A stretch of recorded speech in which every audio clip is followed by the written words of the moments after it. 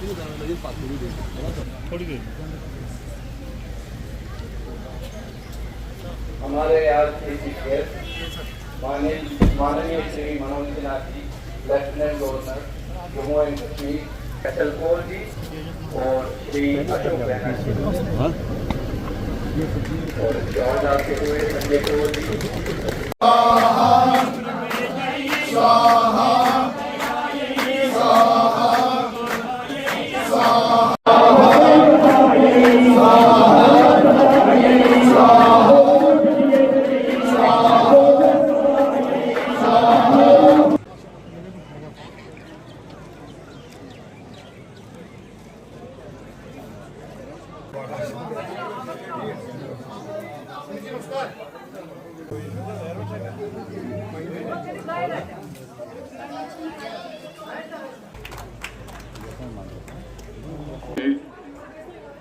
सैयद फखरुद्दीन साहब, यहाँ के एसएसपी श्री संदीप जी,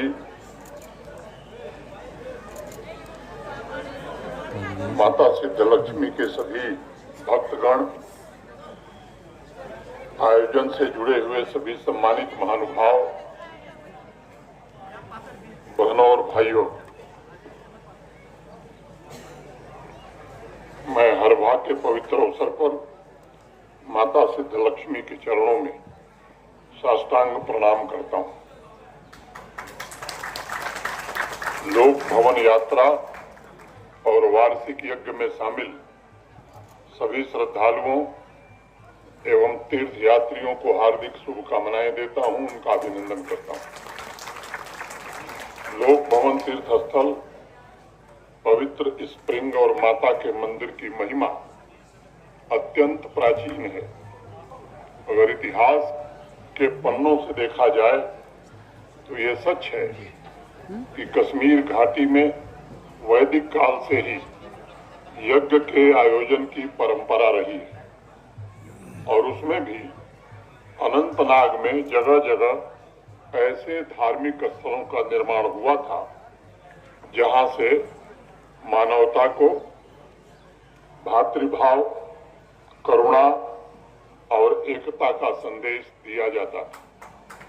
मैं मानता हूं कि इन धार्मिक स्थलों में लंबे समय बाद आध्यात्म और संस्कार की वही प्राचीन फुहार पुनः बहने लगी है और परमात्मा के आशीर्वाद से आस्था के ये केंद्र फिर से जीवंत हो रहे हैं।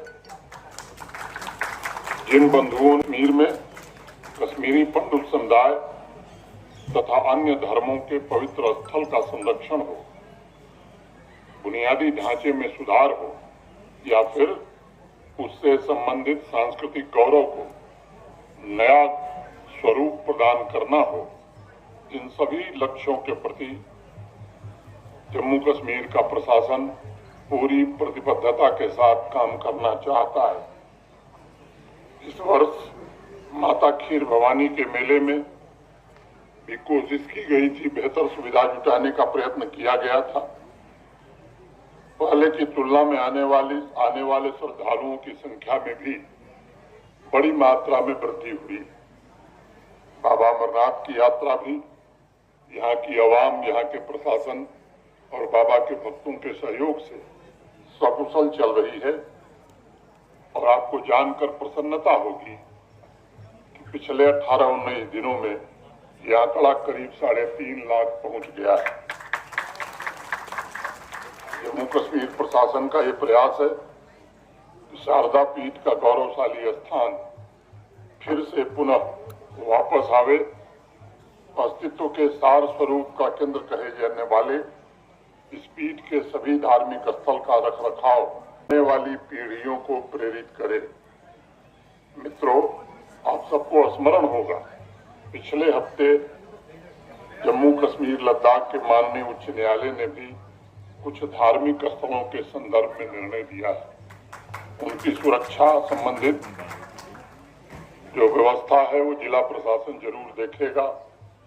ये अत्यंत हर्ष का विषय है और मैं आशा करता हूं कि स्थानीय प्रशासन और समुदाय के जागरूक नागरिक मिलकर के अलौकिक आध्यात्मिक ऊर्जा से ओतप्रोत इन स्थानों के संरक्षण में मदद करेंगे। मित्रों, जम्मू कश्मीर भारत की सनातन संस्कृति का प्राचीन काल से ध्वजवाहक रहा है। यह आध्यात्मिक यात्रा वार्षिक यज्ञ, पवित्रता और परम मोक्ष दोनों का प्रतीक है। मुझे स्मरण है, अनंतनाग के ही रहने वाले कवि परमानंद जी ने अपनी कविताओं में परम मोक्ष, भक्ति मार्ग तथा भारत के सामाजिक एवं सांस्कृतिक मूल्यों की अभिव्यक्ति अपने कविताओं में की थी। हृदय भ्योन तति भ्योन गुरिवान, चित्त विमर्श दीप्तिमान भगवानों। परमानंद जी ने सुदामा चरित्र, शिव लग्न जैसी रचनाओं के माध्यम से तप, आत्म संयम के मूल्यों तथा कैवल्य ज्ञान का प्रचार प्रसार किया था। योगिनी ललेश्वरी ने अपनी साधना के द्वारा समाज में आध्यात्मिक चेतना की ज्योत जलाई थी। कल्हड़ ने राज तरंगिणी में लिखा है कि इस पवित्र भूमि पर हर जगह देवताओं द्वारा अर्पित पूजा के चंदन बिंदु दिखाई पड़ते हैं। नीलमत पुराण में लिखा है कि इस धरती पर उस दौर में वैदिक मंत्रों का उद्घोष और धनुष की टंकार बराबर सुनाई पड़ती थी। आभार व्यक्त करता हूं और पुनः एक बार जिन बंधुओं ने इस आयोजन को सफल बनाने में जी तोड़ मेहनत की है, उनके प्रति